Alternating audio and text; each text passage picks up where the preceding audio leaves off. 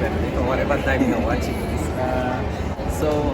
There's a lot of misconceptions when it comes to blood transfusions, and amongst them is that the blood transfusion actually receives blood for free and sells it onto individuals, which is actually not the case, and this is synonymous with blood transfusions around the world. So what happens is the blood that is donated is actually not the unit that will be transfused onto a patient. This is because it undergoes a processing component within our components division in order for us to separate all of these blood donations that are made and enhance their usage, and also have red cells as well as plasma and platelets at the end of the day, which are the blood products that are administered onto a patient. Now, a good analogy that I always like to use is water, okay? Because similar to how it rains each and every year and water primarily comes to each and everyone for free, you still have to pay the municipality each and every month for a water bill. This is as a result of how you want it to be given to you in its purified format, and also the convenience, even during the dry months when it hasn't rained for quite some time, the water is still available. So it's a similar incident because with red cells or with blood generally, it's made up of living cells, and we need to store, collect, as well as process and transport all of these blood products in a manner that doesn't put that in risk. Now, another key cost that a lot of people don't account for when it comes to blood transfusions is actually that we have to do various tests of each and every one of the each and every unit of blood that is donated. So amongst the key tests that are now conducted in Namibia is what we call nucleic acid amplification tests. Okay, and this kind of test, we were only the second country in Africa to actually do NAD testing on blood donations within the whole continent.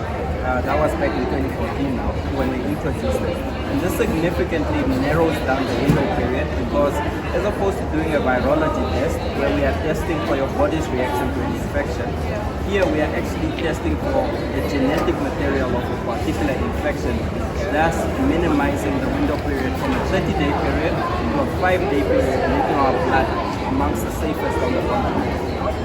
I think the RAKS Namibia has heard that. Thanks for answers.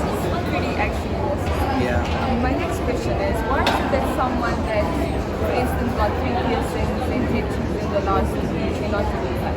Okay. This is because we don't know whether the instruments that were actually used, if they were sterile.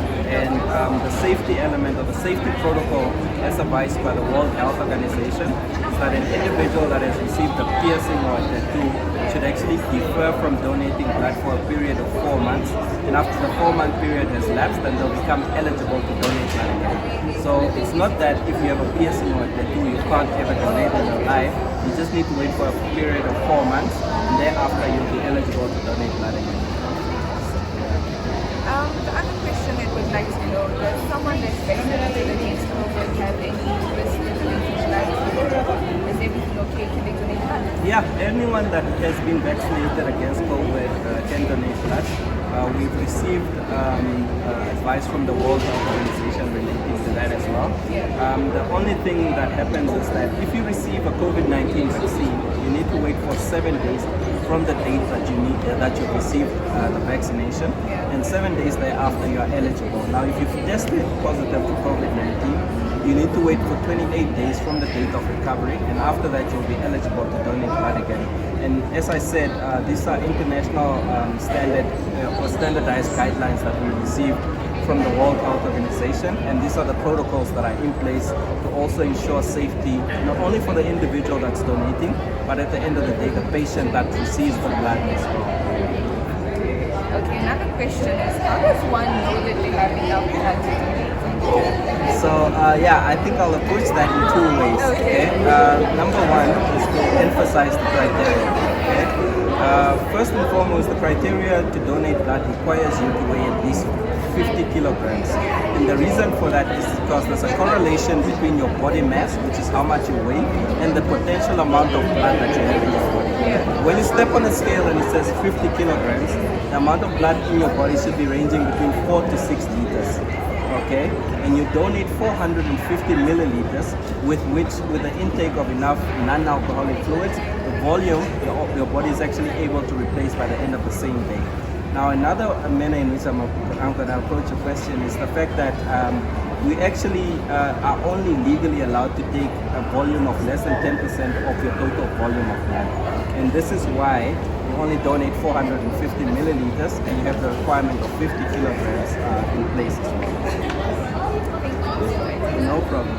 Okay, another case is, I don't know if this applies to blood transfusion, but we know that in certain religions that they're not allowed to donate blood or they're not allowed to give out blood. Now, what about in the instance where in the hospital there's a patient that urgently needs blood and they can't donate, they're not allowed to accept this blood? What happens in scenarios like that? In those instances, it's up to the discretion of the doctor who is actually handling the particular patient to advise what the best medical intervention would be.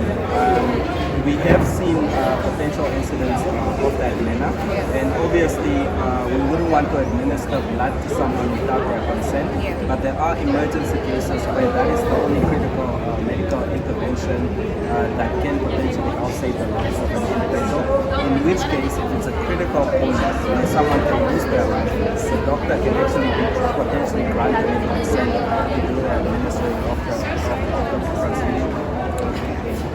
Thank you. And now the last question is, do we almost have a question when it comes to donate blood? Yes, each and every time you make a blood donation, you need to fill in our healthy lifestyle questionnaire form. This basically allows us to assess whether the individual that wants to donate can make a blood donation in the day.